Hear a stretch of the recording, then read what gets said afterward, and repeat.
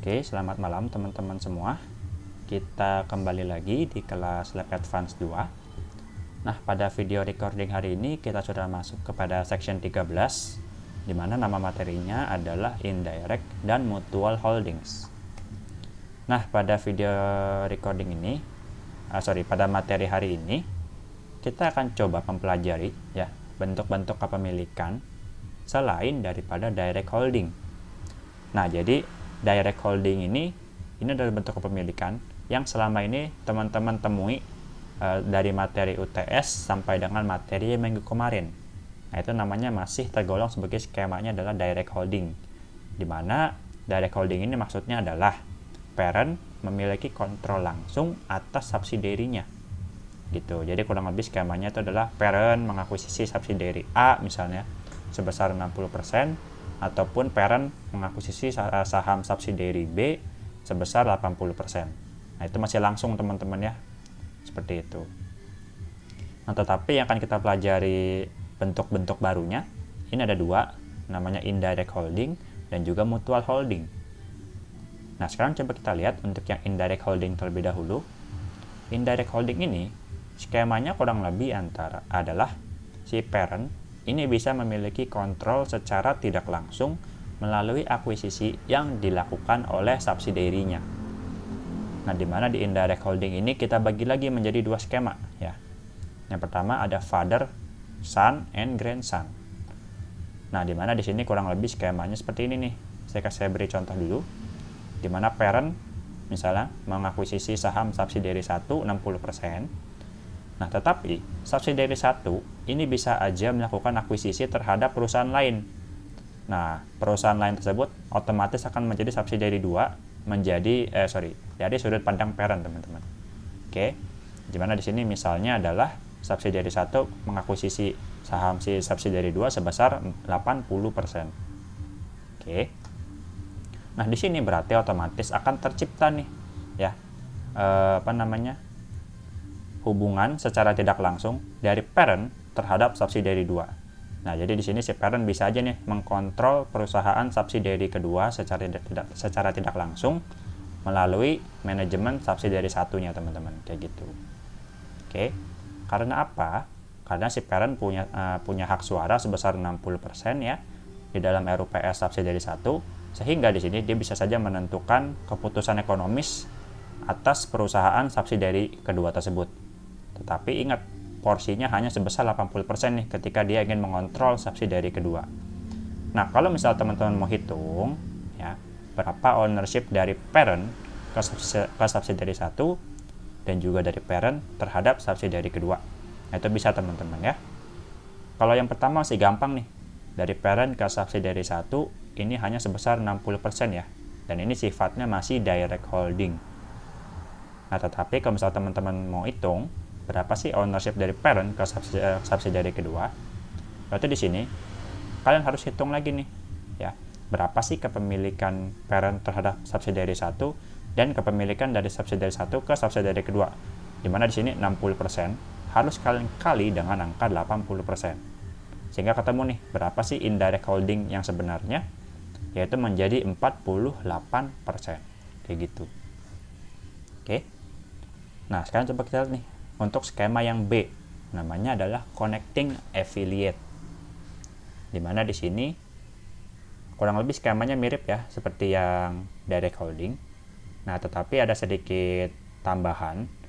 Dimana di sini ada kemungkinan dimana subsidiary yang kita miliki ini mengakuisisi saham subsidiary lainnya. Dimana di sini contohnya nih, subsidiary 1 mengakuisisi saham dari subsidiary kedua. Nah, sehingga otomatis di sini akan tercipta nih ya indirect holding sebesar 20%. Nah, tetapi dari porsi 20% ini harus kita kali lagi nih dengan kepemilikan dari parent ke subsidiary 1. Gitu. Jadi kita akan menemukan berapa sih total ownership yang dimiliki oleh parent terhadap subsidiary 2. Nah, sekarang coba kita hitung ya berapa ownership tersebut. Contohnya nih, untuk yang pertama terlebih dahulu dari parent ke subsidiary 1. Nah, di sini kan dibilang nih ada akuisisi sebanyak 60%. Nah, ini udah cukup sampai di sini aja. Jadi kepemilikan kita ke subsidiary 1 itu adalah sebesar 60%. Ini sifatnya masih direct holding. Nah, tetapi ketika kita mau menghitung berapa sih total ownership dari parent ke subsidiary kedua, maka teman-teman lihat nih, kan ada yang namanya hubungan tidak langsung di sini teman-teman ya. Dari parent ke subsidiary 1, terus subsidiary 1 mengakuisisi subsidiary kedua. Nah, ini tercipta nih hubungan secara tidak langsung. Oke.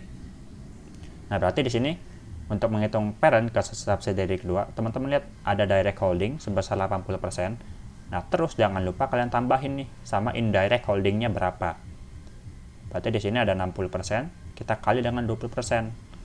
Sehingga indirect holdingnya adalah 12%. Nah, berarti total kepemilikannya dari parent ke subsidiary kedua itu menjadi 92%. Oke, kurang lebih kayak gitu teman-teman ya. Oke, terus yang terakhir adalah mutual holding, di mana di sini adalah skemanya antara parent dan subsidiary ini bisa memiliki kepemilikan satu sama lain sebagai perusahaan yang terafiliasi. Nah, jadi di sini kurang lebih nanti antara parent sama subsidiary-nya bisa saja membeli saham satu sama lainnya, sehingga akan tercipta panahnya itu bisa bolak-balik teman-teman, kayak gitu. Sekarang yang pertama, coba kalian lihat ada namanya parent mutually owned, dimana di sini skemanya adalah antara parent sama subsidiary ini sama-sama bisa memiliki saham satu sama lainnya, sehingga di sini kalau misalnya teman-teman mau lihat, berarti parent memiliki saham subsidiary 1 ini sebesar 60% di sini contohnya ya. Sedangkan subsidiary 1 memiliki saham parent sebesar 25%. Nah, ini nggak ada perhitungan yang rumit kayak tadi ya. Yang ada kali-kalian ini nggak ada teman-teman. Cukup kayak gini aja. Oke. Lalu yang kedua, itu namanya adalah connecting affiliates mutually owned. Nah, dimana di sini skemanya adalah antara subsidiary ya, subsidiary 1 dan subsidiary kedua ini bisa aja saling mengakuisisi saham satu sama lainnya teman-teman. Nah, jadi selain parent nih memiliki direct holding, tetapi antara subsidiary-nya bisa memiliki hubungan mutually owned ya, membeli saham satu sama lainnya. Jadi di sini yang namanya mutually holding ini adalah antara subsidiary 1 dan subsidiary keduanya gitu. Oke. Nah, kurang lebih seperti itu teman-teman untuk bentuk-bentuk afiliasinya. Ya, yang baru ada indirect sama mutual holding. Oke. Nah, sekarang coba kita scroll dikit ke bawah. Nah, di sini ada metode pencatatan ketika saham parent ini dimiliki oleh subsidiary pada laporan konsolidasian. Nah, jadi ada metode pencatatannya teman-teman ya, yang bisa dipilih oleh si parent. Yang pertama ada treasury stock approach, dan yang kedua ada conventional approach. Nah, untuk metode yang pertama di treasury stock approach, saham parent yang dimiliki oleh subsidiary tersebut akan dicatat sebagai treasury share. Nah, jadi perlakuannya dia akan dicatat sebagai treasury share, sehingga pengaruhnya kepada ekuitas dia akan menjadi komponen pengurang dan tidak termasuk sebagai outstanding share. Oke, ini yang pertama. Tapi kalau misalnya kita lihat nih kepada metode yang kedua, apabila menggunakan conventional approach, maka saham parent yang dimiliki oleh subsidiary tersebut, nah ini masih akan tetap diakui ke dalam ekuitas teman-teman. Jadi nggak akan dicatat sebagai treasury share, tapi akan dicatat sebagaimana mestinya gitu ya, yang normalnya kayak gimana. Nah, sehingga kalau misalnya di conventional approach ini, kita akan tetap memerlukan yang namanya eliminasi atas akun investment in S dan equity accounts, seperti cara biasanya nih yang teman-teman pelajari dulu di materi UTS ya, yang teman-teman membuat CAD schedule ya, diperhitungkan berapa equity accounts-nya dan kalian harus eliminasi itu equity accounts-nya apa aja sama investment in S dan NCI-nya kayak gitu. Oke. Nah, kebanyakan yang akan kita gunakan di pembahasan problem maupun di ujian kalian ini menggunakan conventional approach. So, kita akan fokusnya ke sini aja teman-teman ya, metode conventional approach. Oke, kurang lebih ini untuk pembahasan catatannya. Next, kita akan bahas problemnya. Oke, sekarang coba kita lanjut ya. Nah, untuk pembahasan problemnya, untuk section 13 kali ini, kita akan membahas dua problem, ya, yaitu adalah problem 3 dan problem 5. Tetapi yang akan saya bahas di video recordingnya adalah problem 5. Oke. So, sekarang coba kita lihat ya bagaimana sih soal problem 5-nya. Oke. Nah, tetapi sebelumnya ada ralat yang harus teman-teman benerin dulu nih di modulnya. Nah, di mana ralatnya itu terdapat di kalimat kedua yang udah saya highlight warna merah. Nah, ini teman-teman bisa ganti ya kalimatnya menjadi seperti ini. Jadi kan di sini awalnya adalah Genco membeli sejumlah saham biasa milik Kolko dengan membayar uang tunai bla bla bla sampai dengan angka 1.300 di sini. Nah, ini teman-teman ganti kata-katanya menjadi apa? Genco membeli 200.000 lembar saham biasa dari total lembar saham biasa yang beredar milik Kolko. Nah, teman-teman bisa pause dulu nih videonya ya, sambil meralat modulnya. Oke. Nah, sekarang coba kita lihat dulu ya soal problem 5-nya seperti apa. Jesco mengakuisisi 1.600.000 lembar saham biasa Kolko dan 60% saham biasa Genco yang beredar di pasaran. Nah, Kolko memiliki total 2 juta lembar saham yang beredar di pasaran. Lalu Genco membeli 200.000 lembar saham biasa dari total lembar saham biasa yang beredar milik Kolko. Nah, di sini Kolko juga diketahui memiliki 360.000 lembar saham biasa milik Genco dari total 1.800.000 lembar saham yang beredar di pasar. Nah, lalu berikutnya ada informasi terkait dengan net income nih dari ketiga perusahaan tersebut. Oke. Lalu diberitahu juga nih di kalimat berikutnya, selama tahun 2022 didapati bahwa Jesco berhasil menjual barang dagang kepada Genco dengan nilai jual sebesar 630.000. Nah, ini kurang lebih di paragraf ini kita dikasih tahu ada beberapa intercompany transaction yang terjadi gitu selama tahun 2022. Nah, intinya di sini apa? Nanti akan timbul gain or loss pastinya ya di dalam intercompany transaction ini ada gain or loss. Nah, gain or loss tersebut harus kita adjust teman-teman di perhitungan net income di perusahaan yang bersangkutan gitu yang sebagai sellernya. Nah, jadi kita akan adjust tuh ya gain or loss-nya. Nggak boleh kita include di dalam perhitungan net income dari si parent subsidiary-nya. Tuh. Nah.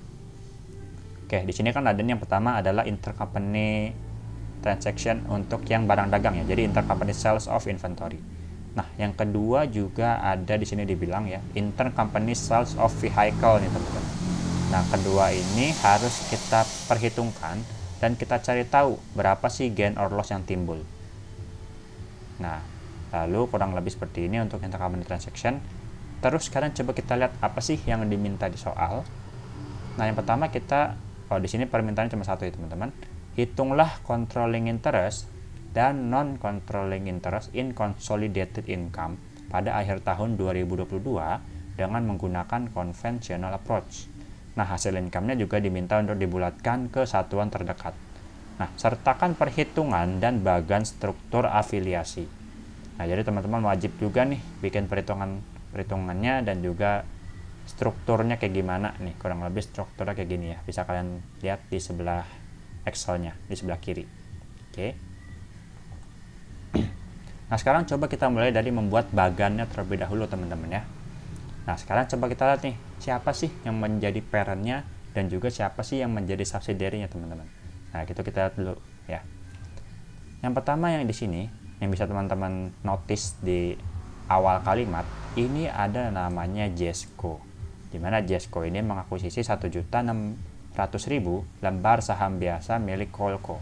Otomatis ini Jesco akan menjadi parent ya teman-teman. Maka kita beri nama dulu Jesco. Nah, lalu ada Kolko yang diakuisisi sahamnya. Nah, ini teman-teman tulis di sebelah sini. Lalu selain Kolko, ada juga di sini Genco yang diakuisisi sahamnya oleh si Jesco. Maka teman-teman tulis di sini Genco namanya. Oke. Nah, dari sini tadi kita sempat lihat ada yang udah dikasih tahu secara langsung nih persenannya.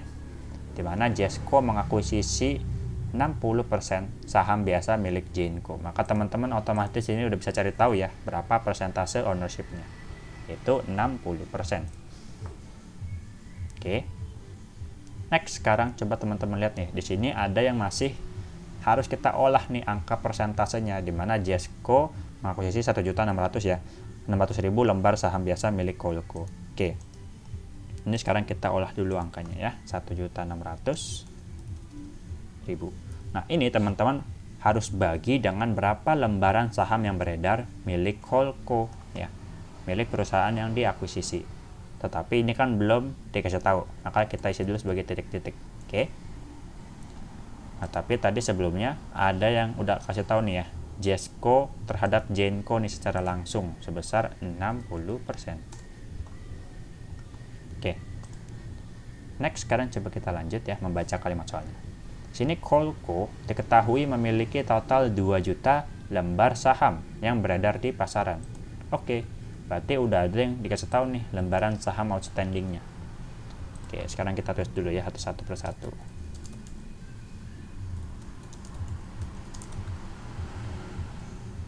Nah, di sini yang udah dikasih tahu adalah saham yang beredar milik Coolco sebanyak 2 juta lembar.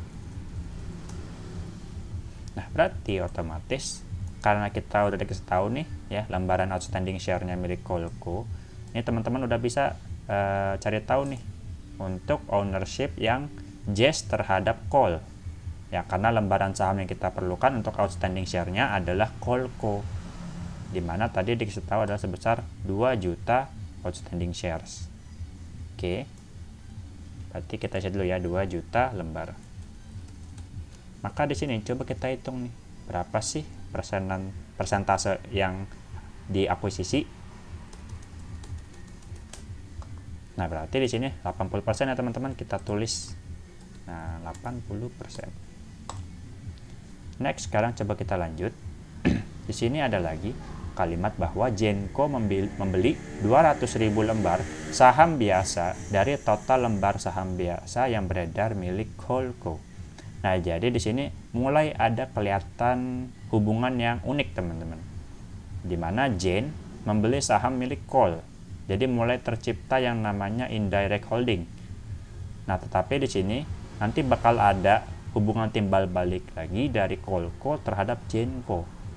Kalau misalnya teman-teman lihat di sini nanti dilanjutin kalimat soalnya itu ada ya di kelanjutannya. Berarti di sini untuk yang pertama sampai sini sudah mulai kelihatan ada yang namanya indirect holding. Ya, di mana Gen membeli saham milik Cool. Nah, di sini dibilang dia dibeli sebanyak 200.000 lembar saham biasa. Nah, berarti 200.000 lembar ini jangan lupa kita bagi nih sama outstanding share milik Coolco sebanyak 2 juta lembar nih ya. Outstanding share milik Cool.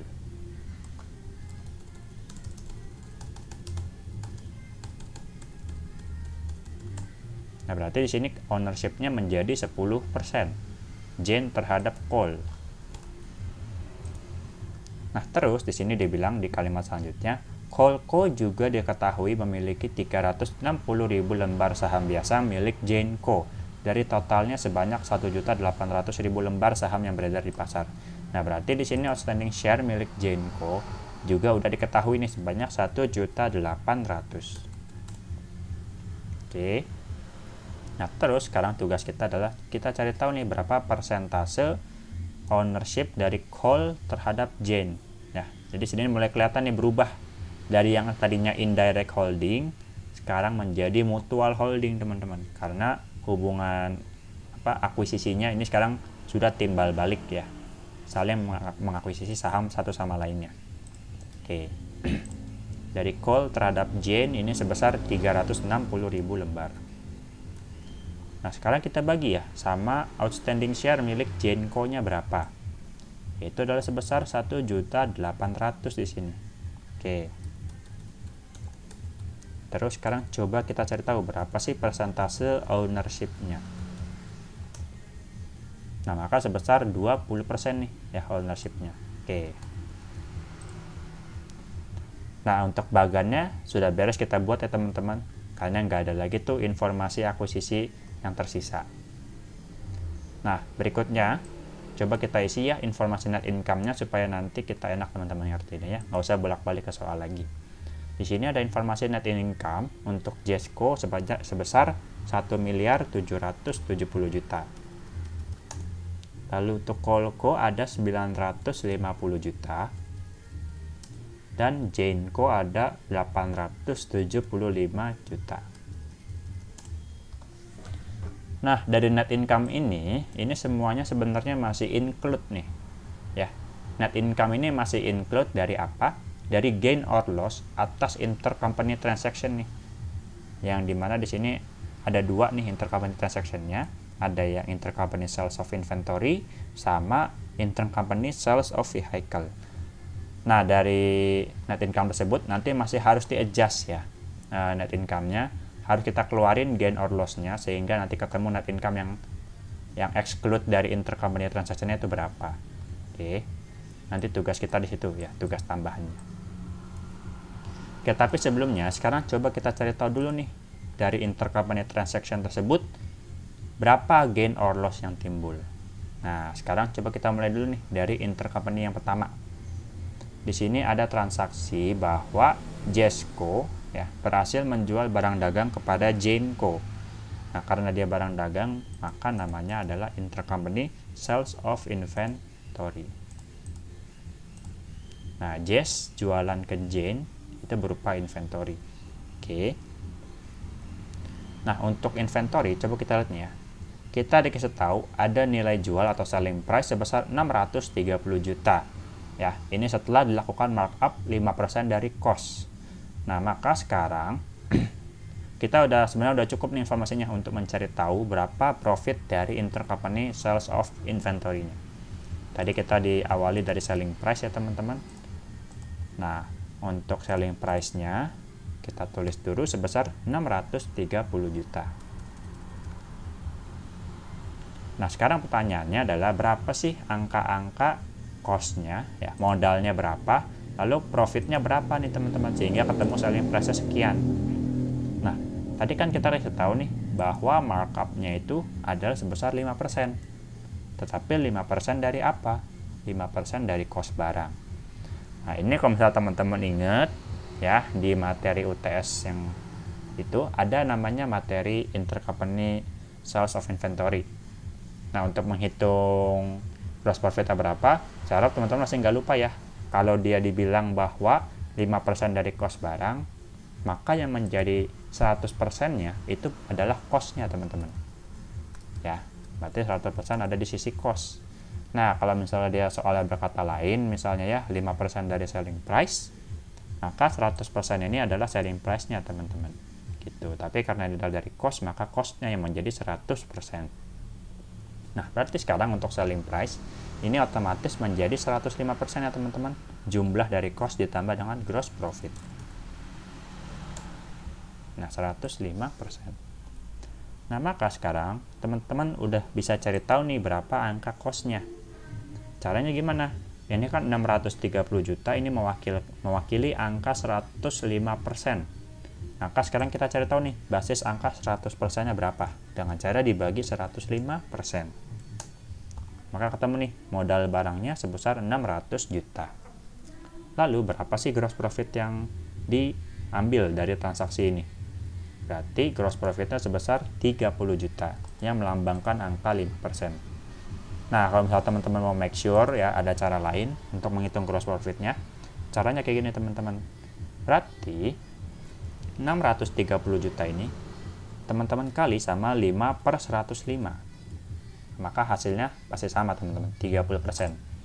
Nah, ini cara lainnya, teman-teman ya, kayak gitu. Jadi bisa diselisihin dari selling price dan dengan cost, atau kalau misalnya mau dihitung dengan persentasenya juga bisa. Oke. Nah, sekarang saya berikan dulu notes tambahan. Nah, yang mesti teman-teman concern di sini adalah apa? Yaitu adalah angka gross profit di sini sebesar 30 juta. Nah, gross profit ini otomatis akan menjadi penambah net income dong bagi si Jesco. Nah, kalau misalnya kita mau bikin laporan keuangan konsolidasian dan kita mau hitung-hitungan net income, maka otomatis kan intercompany transaction ini wajib kita eliminasi. Nah, otomatis nanti gain or loss ini akan terdampak juga teman-teman. Akan kita anggap tidak ada transaksinya. Sehingga kalau misalnya di sini ada gain 30 juta, profit kan sama aja kayak gain. Ya, ada gain 30 juta. Maka ini harus kita kurangkan dari net income JESCO. Jadi mesti kita keluarin teman-teman. Oke. Nah, jadi kurang lebih seperti itu ya pengaruhnya. Next, kita lanjut untuk yang kedua, di mana di sini ada transaksi ya bahwa Coolco juga telah melakukan penjualan kendaraan kepada JESCO pada akhir 2022 dan mendapatkan uang tunai sebesar 300 juta. Nah, kendaraan tersebut dibeli oleh Coolco sebesar 750 juta pada awal tahun 2020 dengan umur manfaat selama 8 tahun. Nah, diketahui bahwa kendaraan tersebut disusutkan dengan metode saldo menurun berganda dan nilai sisa dari kendaraan tersebut adalah 40 juta. Oke, untuk ini kita perlu hitung-hitungan terlebih dahulu teman-teman ya. Karena kita dikasih taunya adalah cost awalnya berapa, metode depresiasinya apa, serta umur ekonomisnya. Jadi kurang lebih kita disuruh menghitung berapa book value terlebih dahulu. Baru kalau misalnya udah dapat book value-nya, kita bandingin sama selling price-nya berapa. Nah, nanti teman-teman baru bisa cari tahu tuh apakah dari transaksi ini dia dapat gain or loss. Oke. Nah, sekarang coba kita hitung-hitungan terlebih dahulu. Nah, yang pertama kita lihat dulu nih berapa cost dari vehicle-nya. Yaitu adalah 750 juta. Nah, ingat ya, untuk yang vehicle ini dia dibelinya pada awal tahun 2020. Nah, maka teman-teman harus cari tahu dulu nih depresiasi yang terjadi sampai dengan tahun 2022 ya, sampai akhir tahun 2022. Nah, untuk penyusutannya kita lihat lagi nih. Dia menggunakan metode apa? Metodenya adalah double declining ya, saldo menurun berganda. Oke. Sekarang coba kita hitung ya, depresiasi untuk tahun 2020, 2021 dan 2022-nya itu berapa? Oke, yang pertama untuk tahun 2020. Nah, untuk yang menghitung yang saldo menurun berganda ya, menghitung penyusutan saldo menurun berganda. Cara teman-teman masih nggak lupa caranya gimana? Berarti cost ya. Nah, ini teman-teman nggak usah kurangin sama nilai sisanya yang 40 juta. Ini hanya jebakan ya teman-teman. Karena untuk metode double declining ini tidak perlu dikurang sama nilai sisa. Jadi langsung aja pakai cost-nya berapa. Itu kalau misalnya perhitungan untuk di awal tahun. Nah, ini kita nggak perlu kurangin sama nilai residu. Langsung teman-teman kali sama tarif penyusutan ya. Rate penyusutan dari double declining-nya. Dimana kita harus cari tahu dulu berarti 200% teman-teman bagi sama umur ekonomisnya selama 8 tahun. Lalu jangan lupa kita kali sama fraction nih, berapa bulan dia telah disusutkan selama tahun 2020. Nah, karena dia belinya pada awal tahun di 2020, maka otomatis penyusutannya sudah berjalan selama 1 tahun full. Makanya di sini kita akan kali 12/12. Nah, ini untuk yang tahun 2020, tahun pertama penyusutannya. Oke, untuk menghitung penyusutan di tahun berikutnya, nah ini teman-teman jangan sampai lupa ya, bahwa double declining ini akan menggunakan angka dari book value-nya. Nah, maka dari itu, cost yang 750 juta harus teman-teman kurang sama 187 juta. Sehingga nanti akan ketemu tuh berapa book value dari vehicle-nya. Nah, kalau udah, baru kita kali sama tarif penyusutan atau rate dari double declining-nya. 200% kita bagi sama 8 tahun. Lalu kita kali sama fraction-nya, ya, 12/12. Untuk tahun berikutnya juga sama. 750 juta kita kurang sama 187 juta, dikurang sama 140 juta, baru kita kali sama rate penyusutan double declining-nya. Terus jangan lupa kita kali sama fraction-nya. Nah, untuk fraction-nya teman-teman lihat lagi nih.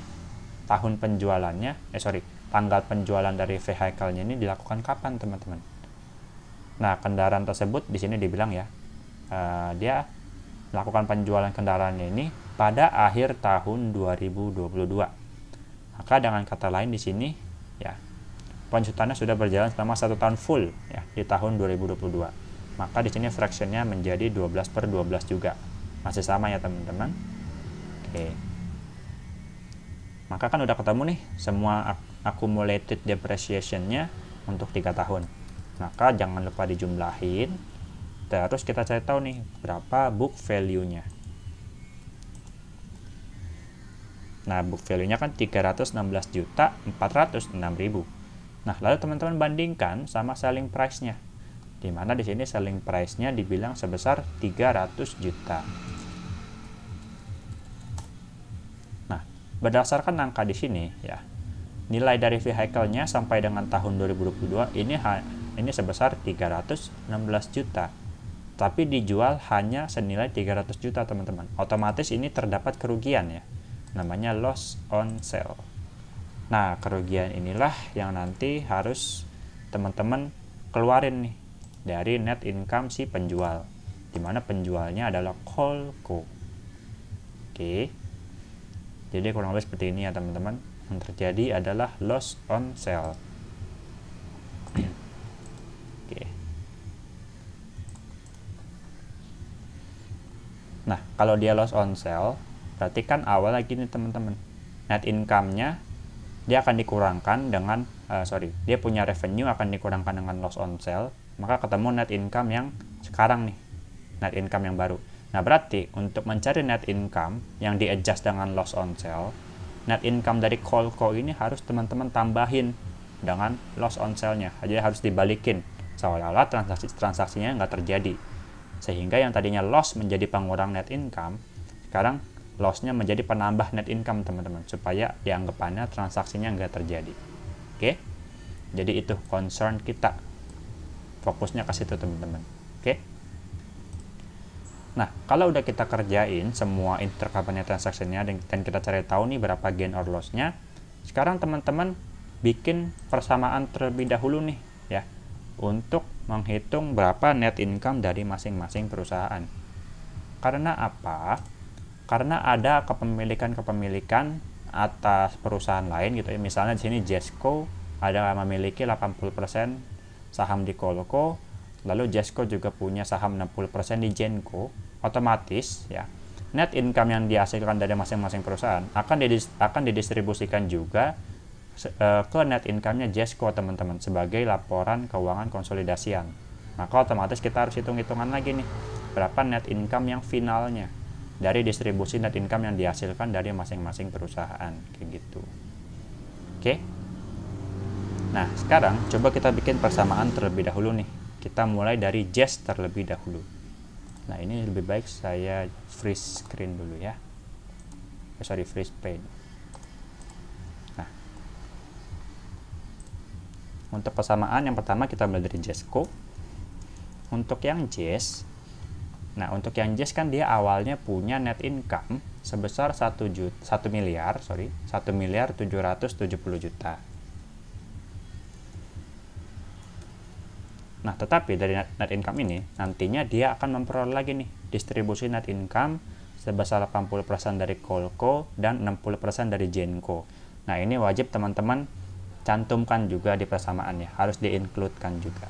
Jadi di sini ditambah 0,8 Coleco dan juga ditambah 60% Genco. Nah, sekarang teman-teman perhatikan lagi ke atas. Apakah net income Jesco ini ada adjustment juga atas intercompany transaction? Kalau ada, teman-teman wajib adjust tuh ya. Apakah ada gain or loss? Nah, teman-teman cari apakah ada intercompany transaction di mana Jesco ini sebagai penjual. Nah, di sini ada ya, teman-teman, di mana Jesco ini sebagai penjual atas intercompany transaction of inventory. Terdapat gain atau gross profit sebesar 30 juta. Nah, ini wajib kita adjust nih sekarang di net income-nya Jesco. Oke. Nah, di sini kan dia dibilangnya adalah gain atau profit 30 juta. Maka kalau misalnya profit, teman-teman mau anggap transaksinya nggak ada, awalnya kan dia sebagai penambah net income tuh, teman-teman. Kalau gain, maka sekarang gainnya kalau kita mau keluarin harus dikurangin. Atau kita kasih tanda minus ya. Atau menjadi pengurang gitu. Sebesar 30 juta. Nah, ini saya kasih highlight warna biru ya, teman-teman, untuk menandakan nih ada intercompany transaction yang kita adjust di sini.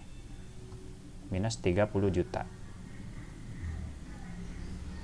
Nah, kalau udah sekarang kita coba sederhanakan lagi ya. Berapa sih net income Jazz yang akan kita buatkan persamaan finalnya gitu. Berarti 1.770.000 kita kurang sama 30 juta, ketemu 1.740.000.000.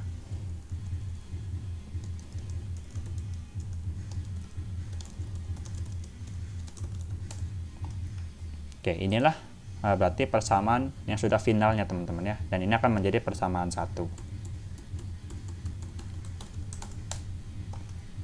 Nah, untuk yang Jazz kita sudah selesai nih. Sekarang coba kita hitung lagi nih persamaan net income untuk dari sisi callco. Nah, untuk yang call kita mulai dulu dari catat ya, dari hitung atau kita cantumkan berapa net income callco yang awalnya nih, yang sebesar 950 juta di sini ya, 950 juta. Nah, lalu teman-teman tambahkan dengan kepemilikan yang dia miliki terhadap perusahaan lainnya. Apakah di skema ini ada? Nah, callco di sini dia memiliki nih teman-teman, kepemilikan saham 20% kepada Jainco. Maka di sini teman-teman wajib adjust juga nih ya, wajib dicantumkan ke dalam persamaannya, yaitu berarti 0,2 Jainco. Nah, di sini kan udah nggak ada lagi nih teman-teman ya, kepemilikan saham dia kepada perusahaan lain di dalam satu bagian ini. Maka sekarang next step teman-teman perhatikan nih, kalian harus adjust ya, apakah di sini di intercompany transaction ada transaksi intercompany transaction di mana callco itu sebagai penjual atau seller. Kalau misalnya ada, teman-teman wajib adjust tuh gain or loss-nya ke net income tersebut. Nah, di sini kalau misalnya teman-teman lihat ada ya, untuk yang kedua nih, intercompany sales of vehicle. Call-nya di sini berperan sebagai penjual. Dan di sini terdapat informasi bahwa loss on sale sebesar 16 juta. Nah, maka teman-teman wajib adjust nih ke dalam persamaan ini. Oke, sekarang pertanyaannya, kita wajib tambahkan atau kurangkan dengan net income tersebut.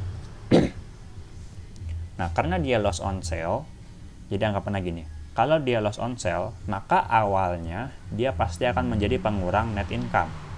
Nah, tetapi sekarang kita menganggap transaksinya nggak pernah terjadi, otomatis yang sebelumnya udah sempat dikurangin sampai dengan net income-nya sekian, sekarang teman-teman kembaliin lagi nih dengan cara ditambahkan, karena awalnya kan loss sebagai pengurang.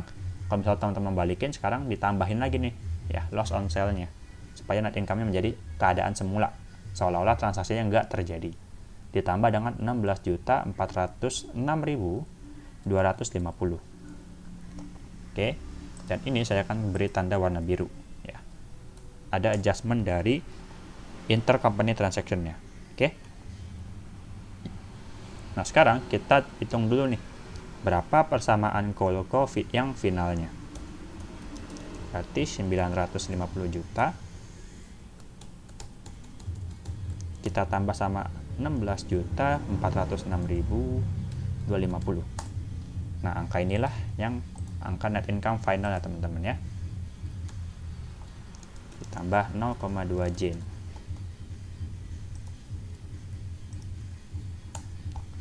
Oke, ini akan menjadi persamaan kedua kita.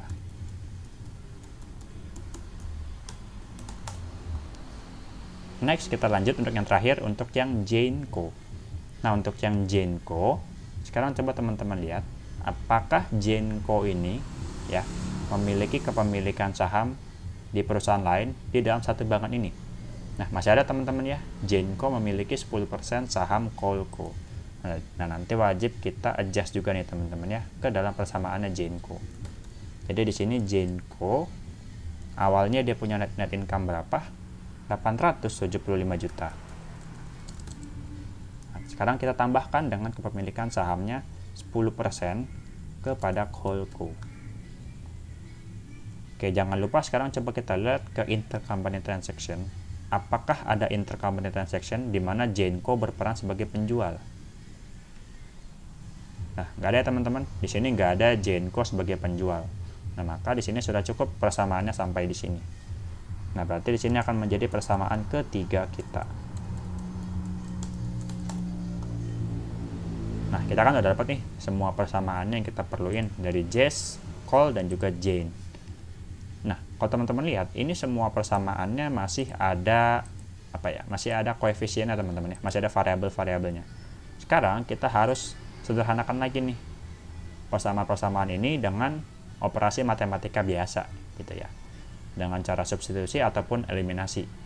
Nah, tetapi saya pribadi lebih suka dengan cara substitusi, sehingga sekarang coba kita jalanin ya teman-teman melalui cara substitusi. Oke, untuk mengoperasikan persamaan matematis ini, kuncinya adalah teman-teman jalanin dulu ya persamaan-persamaan yang sekiranya punya variabel paling sedikit teman-teman, atau punya koefisien yang paling sedikit. Gimana di sini kalau misalnya teman-teman lihat, Jess kan punya dua variabel atau dua koefisien, tetapi Cole sama Jane ini cuma punya satu variabel atau satu koefisien. Maka teman-teman jalanin dulu nih persamaan kedua dan ketiganya gitu, karena nanti bakal ketemu persamaan yang lebih cepat kelarnya teman-teman, lebih cepat selesainya. Oke, sekarang coba kita jalanin dulu ya dengan cara mensubstitusi persamaan ketiga ke persamaan kedua. Oke, karena dia punya sama-sama punya variabel yang paling sedikit. Oke, nah berarti di sini untuk persamaan kedua kita salin dulu.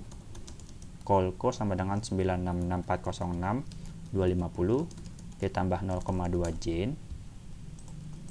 Nah, baru untuk yang Jane-nya ini teman-teman substitusi nih, dimana persamaan Jane adalah 875 juta ditambah 0,1 Cole.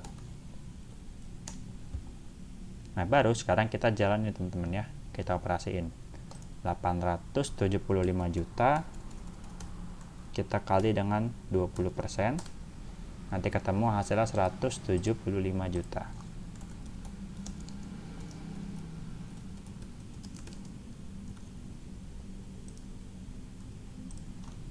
Nah, lalu ditambah lagi dengan 0,2 dikali 0,1, ketemu hasilnya 0,02 Cole. Nah, terus ini kan masih ada nih angka-angka yang masih bisa kita sederhanakan. Sekarang kita sederhanakan terlebih dahulu. 966.406.250 ditambah 175 juta, ketemu hasilnya sekian. Kita copy dulu angkanya.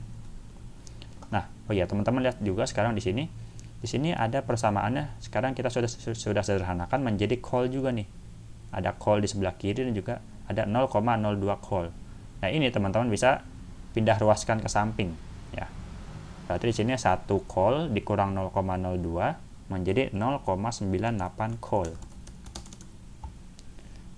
Dan di sini net income-nya menjadi 1 miliar sekian setelah kita sederhanakan ya teman-teman. Oke. Nah, terus di sini kita bisa sederhanakan lagi untuk net income-nya Cole menjadi berapa nih? Nah, dari 1 miliar sekian teman-teman bagi dengan 98%. Nah, maka angka net income-nya menjadi 1 miliar 164 juta sekian. Oke. Nah, ini kita catat seperti ini.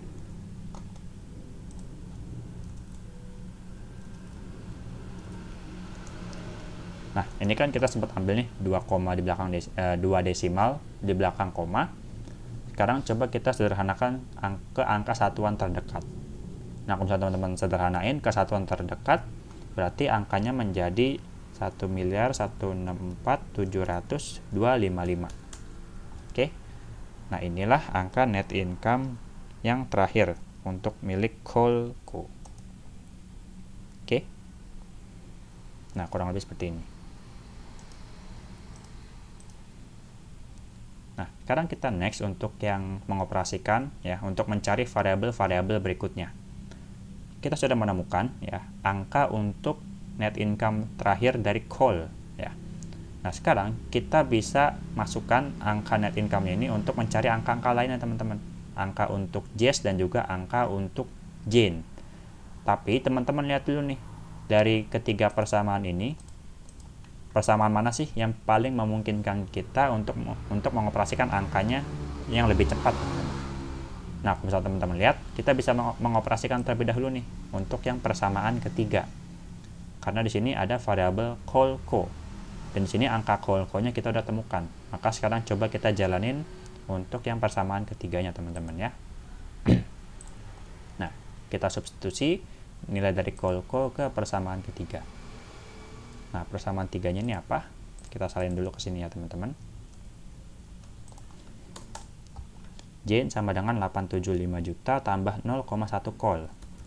Lalu berikutnya, angka untuk yang variable call-nya kita ganti menjadi angka net income yang terakhirnya dia. 1.164.700.255. Nah, sehingga di sini angka Jane-nya menjadi berapa? 0,1 kita jalanin dulu ya. 0,1 dikali dengan 1.164.700.255. Maka angkanya menjadi sekian ya, 116 juta.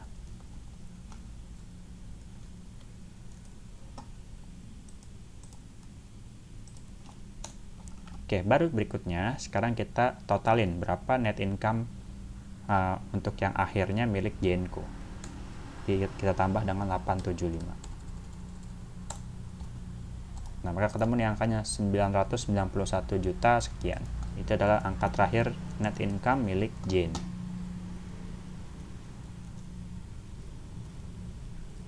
Oke.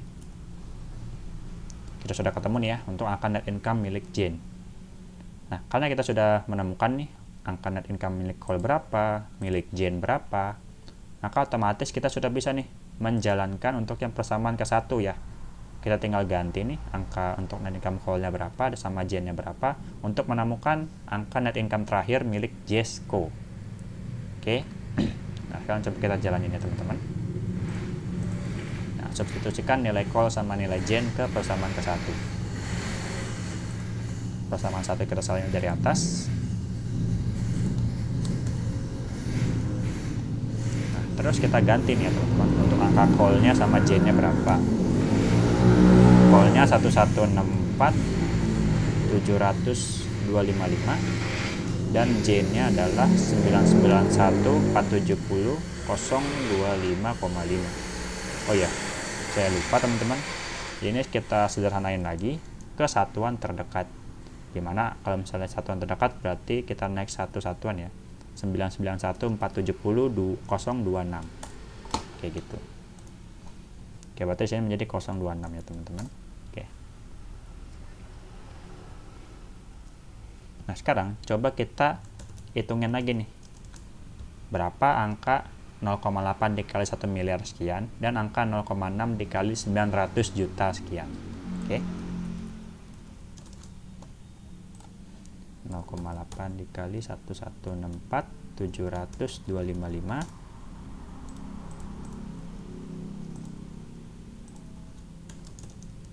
dan 0,6 dikali 991.470.026.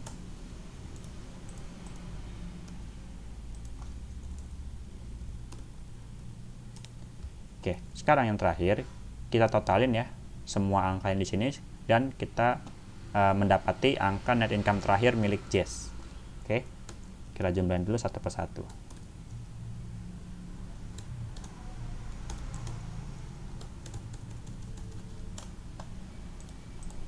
Nah, berarti total angka net income milik Jess sekarang menjadi 3.266 sekian ya, teman-teman.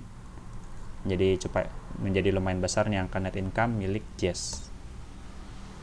Nah, oh ya, jangan lupa sekarang kita sederhanain dulu nih angka net income-nya menjadi kesatuan terdekat. Berarti di sini angkanya kita akan naikkan satu satuan ya, karena desimalnya adalah 0,6. Berarti menjadi 3266.642.220. Oke. Nah, kurang lebih seperti ini untuk yang angka net income terakhir milik Jess. Nah, ini kan kita sudah menemukan nih semua angka net income baik Cole, Jane, dan juga Jess untuk yang terakhirnya berapa setelah kita adjust gitu ya. Nah, sekarang berikutnya kita sudah bisa menghitung nih berapa controlling interest dan juga non-controlling interest in consolidated income. Nah, inilah yang sebenarnya diminta di soal, teman-teman ya, selain daripada bagan dan juga perhitungan matematis ini. Nah, jadi kalau misalnya di ujian, teman-teman wajib juga nih ya tetap dibikin untuk persamaannya kayak gimana, bagannya kayak gimana, sama cara mencari angka net income-nya seperti apa. Ini teman-teman wajib bikin juga nih di kertas ujian ya, nggak boleh enggak. Supaya saya tahu nih jalannya dari mana, supaya bisa ketemu angka net income terakhirnya, kayak gitu. So, teman-teman harap ingat ya, jadi yang dibikin agak banyak nih di problem ini. Bagan, persamaan, sama operasi matematikanya seperti apa. Oke. Next, sekarang coba kita hitung controlling interest in consolidated income terlebih dahulu. Dimana di sini untuk cara mencarinya kurang lebih adalah net income parent, teman-teman kalikan dengan angka 100%, tetapi 100% ini kita kurangin lagi sama persentase ownership yang dimiliki oleh perusahaan-perusahaan terafiliasi. Jadi gini, ini kan parentnya adalah JESCO. Nah, tetapi untuk menghitung controlling interest-nya, teman-teman harus adjust lagi nih dari net income parent-nya yang udah kita hitung tadi nih, 3 miliar sekian. Ini kita kali dengan persentase 100% terus dikurangin sama apakah ada akuisisi yang dilakukan oleh perusahaan lain nih di dalam satu bagan ini. Kalau misalnya ada, teman-teman wajib kurangin persenannya. Nah, sekarang kita jalanin terlebih dahulu ya teman-teman. Angka net income-nya si Jess adalah 3266 642 220. Sekarang kita kali sama 100% dikurang sama 0. Kenapa 0%? Karena sahamnya JESCO nggak ada yang dibeli sama perusahaan-perusahaan terafiliasi teman-teman. Atau kalau misalnya secara bahasa gampangnya, nggak ada panah yang mengarah ke dia teman-teman. Nah, karena nggak ada, maka kita isi dengan 0%. Nah, untuk yang problem ini emang nggak ada teman-teman ya, kita kurang dengan 0%. Maka sama aja untuk controlling interest-nya, itu menjadi 3 miliar 266 sekian ya, masih sama teman-teman. Nah, seperti ini. Next, kita lanjut untuk menghitung non-controlling interest in consolidated income. Nah, di mana di sini caranya kurang lebih sama ya, di mana net income subsidiary teman-teman harus kali dengan persentase setelah di-adjust dengan kepemilikan ownership oleh perusahaan yang terafiliasi. Nah, yang pertama, sekarang kita kerjain terlebih dahulu dari Coalco ya, sebagai subsidiary yang pertama. Nah, untuk yang Coalco ya, teman-teman tulis lagi berapa net income milik Coal, yaitu yang udah kita cari tadi di sini 1.164.700.255. Lalu kita kali sama persentase yang setelah di-adjust dengan kepemilikan oleh perusahaan lain gitu. 100% kita kurang dengan apakah ada panah yang masuk ke arah Coalco. Kalau misalnya ada, wajib kita adjust. Nah, kalau misalnya teman-teman lihat, ini kan ada nih panah yang masuk mengarah Coalco. Nah, berarti di sini wajib teman-teman adjust nih sekarang. Kita kurang dengan 80% dan kita kurang dengan 10%. Seperti itu. Nah, berarti di sini dengan kata lain, sekarang teman-teman hanya cukup perlu mengkalikan 1.164 ini dengan 10% ya teman-teman setelah kita adjust. 1.164.700.255 dikali dengan 10%. Nah, berarti kalau misalnya teman-teman hitung, nilainya sekarang menjadi berapa net income-nya? Nah, itu menjadi 116 juta sekian. Oke. Nah, ini langsung aja kita bulatin ke satuan terdekat. Oke. Nah, kurang lebih seperti ini untuk perhitungan yang NCI from Coalco. Oke, next kita lanjut untuk yang ke subsidiary kedua, yaitu adalah sekarang kita hitung untuk yang NCI milik Genco. Nah, untuk yang Genco, maka sekarang teman-teman hitung lagi dari net income-nya berapa di sini, teman-teman tulis kembali. 991.470.026 kita kali sama 100% dikurang dengan ownership atas perusahaan-perusahaan yang terafiliasi. Nah, atau dengan kata lain teman-teman kurangin dengan kepemilikan yang panahnya masuk ke dalam sini teman-teman. Nah, di sini kan ada nih yang panahnya masuk ke dalam. Itu ada 60% dan 20%. Maka teman-teman kurangin nih sekarang. Nah, berarti 991 jutanya ini sekarang dengan kata lain kita hanya perlu kali dengan angka 20% ya. Nah, sekarang coba kita hitung. berapa net income, NCI-nya.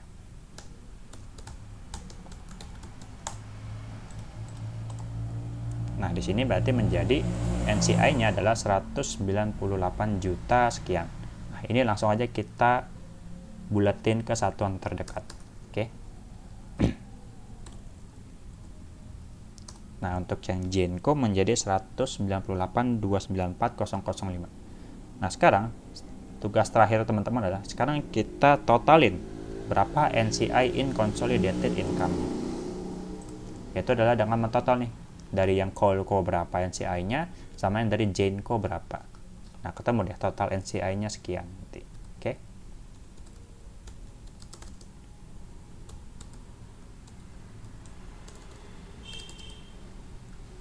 Nah, ini sekarang coba kita hitung dulu ya melalui kalkulator di sini.